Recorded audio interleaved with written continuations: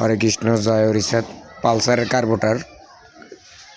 Carburettor এই কার্বোটারের মনে করে এই যে পিনগুলো, এই যে পিন দেখছেন কি অবস্থা, ময়লা পড়ে। কার্বোটার ট্যাঙ্কির ভিতরে অনেক জং ছিল, এই কারণে ময়লা পড়ে মনে করেন এই যে পিনের সিধাগুলো প্রত্যেকটা সিধা আটকে গেছে ময়লা পড়ার কারণে। এই যে পালসার গাড়ির কার্বোটার, এই কার্বোটারটা ওয়াশ করা লাগবে। এই ময়লা পড়ার কারণে হয়েছে কি আপনার এই যে নাটের ছিদ্র, আমি দেখাই,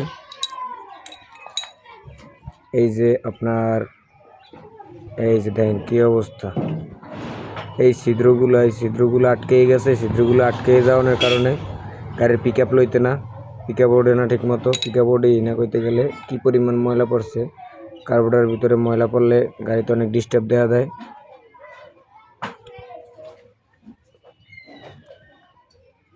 পালসার গাড়ির কার্বোটার, এই যে গাড়ি, এই